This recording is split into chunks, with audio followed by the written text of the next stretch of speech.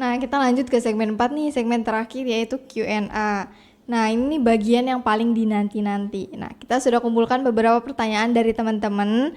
Nah, kita bakal bahas sekarang. Siap? Siap, siap. Nah, pertanyaan pertama nih dari saudari Astuti Lestari. Gimana cara tahu kalau platform investasi itu aman? Ini nih pertanyaan yang penting banget, terutama buat kalian yang masih baru di dunia investasi.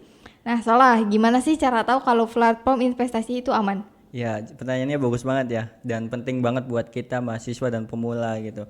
Sebenarnya kita bisa langkah awal itu kita bisa cek dulu di platform OJK ya.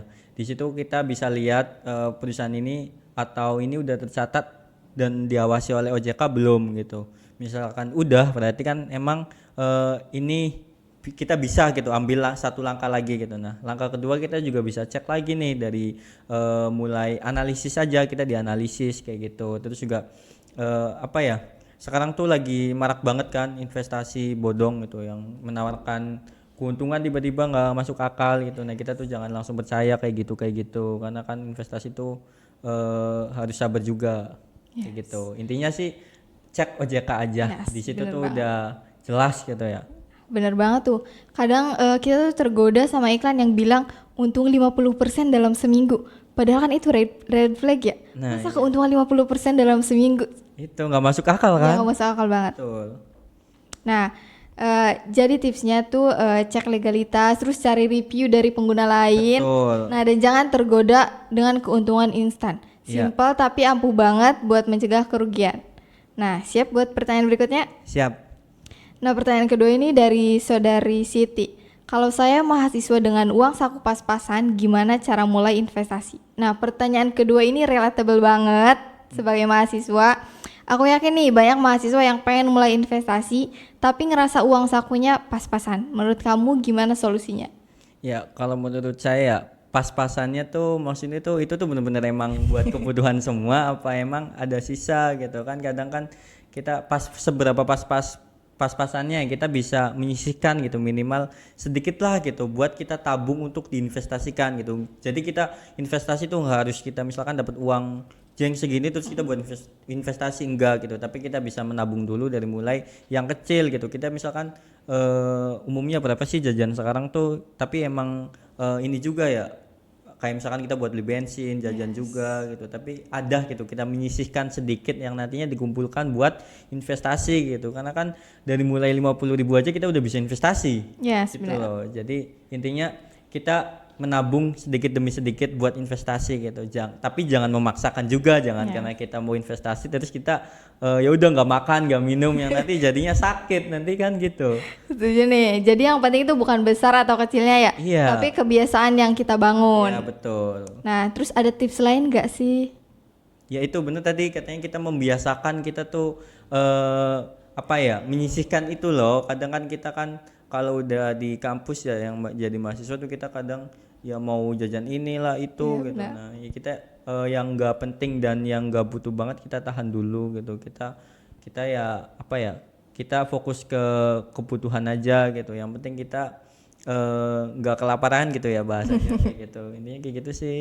Nah, jadi intinya mahasiswa bisa tetap investasi walaupun uang sakunya pas-pasan, asal pintar memilih dan konsisten. Setuju? Setuju banget. Nah, lanjut ke pertanyaan ketiga nih dari saudari Rizky. Nah, jadi apa nih perubahan terbesar yang kamu rasakan sejak kamu mulai berinvestasi? Ya, kalau dulu sebelum kenal investasi tuh saya kayak misalkan kayak ya udah gitu, uang tuh kayak ini dapat uang nih misalkan entah dari rezeki lah dari mana gitu, bingung tuh. Ini mau diapain ya uangnya gitu. Kalau misalkan buat jajan nanti setelah buat jajan buat beli ini itu kan nanti habis. Yes. Nah, sekarang kan bedanya kalau sekarang kita udah kenal investasi gitu, kita tuh nggak bingung lagi nih punya uang lebih gitu. Misalkan contohnya kayak gitu ya, uang lebih ini kita bisa investasikan gitu. Artinya kan kita apa ya? Ibaratnya, Jadi uang uang lebih itu sekarang tuh nggak dipakai buat foya-foya, tapi iya udah ke investasi gitu. betul, iya gitu. Karena kan apa ya? Investasi kan ya nggak harus nunggu kaya gitu, bisa dari sekarang gitu. Terus juga kayak kita tuh bisa lebih tenang gitu. Nanti kan kalau saya kan mengusahakan untuk investasi itu jangka panjang ya, karena kan kita nggak tahu ke depan tuh bakal gimana gitu loh. Itu Keren banget soalnya. Nah, tapi gimana sih cara kamu menjaga mindset jangka panjang itu? Kan pasti ada tantangannya juga ya. iya Gimana betul. tuh? Ya itu sebenarnya kita mindsetnya tuh jangan dulu apa ya, mengikuti apa ya perkembangan tren-tren yang sekarang ada gitu. Kita jangan ikut-ikutan yang gimana-gimana gitu. Cukup sesuai dengan apa yang kita bisa aja gitu. Gitu sih. Nah, setuju banget nih. Nah, kalau aku tuh untuk menjaga mindset jangka panjang itu, aku selalu mengingat tujuan utamaku seperti kebebasan finansial dan keamanan di masa depan. Iya betul, itu juga salah satunya gitu. Terus juga kalau bicara soal investasi sebenarnya sih kita kuliah juga investasi gitu, Iya. kuliah investasi untuk masa depan gitu. Jangan dianggap kuliah itu tuh sebagai beban gitu, sebagai kerja kayak gitu. Tapi itu kita investasi nanti ke depan tuh kita bisa memanfaatkan ilmu yang kita dapat itu buat lebih besar lagi gitu, lebih hal yang banyak, nggak cuma kerja doang kayak gitu. Nah, terus kalau soal resiko nih, gimana cara kamu menghadapinya? Sebenarnya kita risiko tuh pasti ada ya di hal apapun termasuk investasi gitu. Dan ya kita harus siap gitu, tapi kan kita juga harus yakin gitu di mana ada lembaga OJK yang mengawasi, ada SIPF yang melindungi gitu. Ada bursa efek yang emang mengelola gitu yang segalanya itu bisa diatur di situ gitu tentang investasi itu gitu. Dan untuk risiko itu tentunya kalau kita misalkan masih takut risikonya gede gitu, ya kita nggak usah yang maksain investasi langsung banyak gitu, nggak usah gitu. Gitu sih. Yang penting tuh, yang pertama tuh kita tuh harus memahami profil risiko dulu, bener nggak? Betul. Nah, biar nggak salah pilih instrumen nggak sih? Iya, betul juga itu. Nah, jadi memahami resiko itu penting banget dan diversifikasi itu emang kunci banget ya buat investasi yang lebih aman. Nah, dari jawaban pertanyaan kita hari ini, buat teman-teman yang punya pertanyaan lainnya, jangan lupa kirim lewat media sosial kita. Siapa tahu kalian dibahas di episode selanjutnya ya. Betul, iya. Nah, kayak hari ini kita sudah banyak banget bahas tentang investasi nih, mulai dari pentingnya investasi buat mahasiswa, apa itu pasar modal, sampai tip praktis buat memulai investasi. Nah, oke, terima kasih banyak nih buat Sola sebagai narasumber yang sudah sharing ilmunya.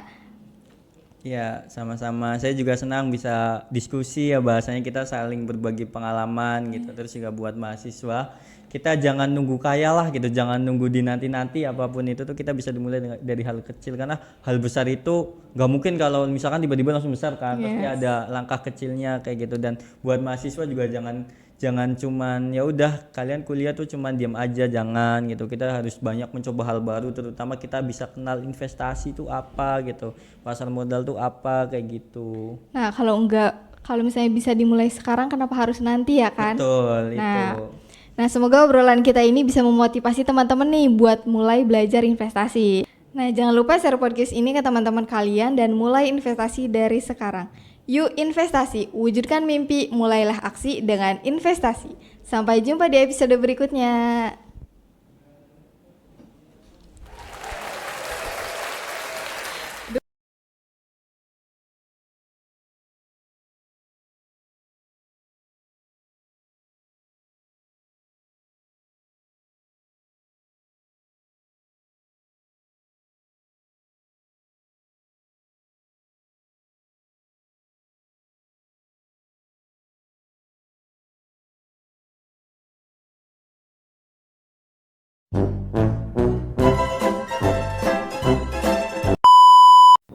Mereka mereka juga. Orang-orang di balik layar. Investasi itu cuma buat orang kaya, mitos atau fakta?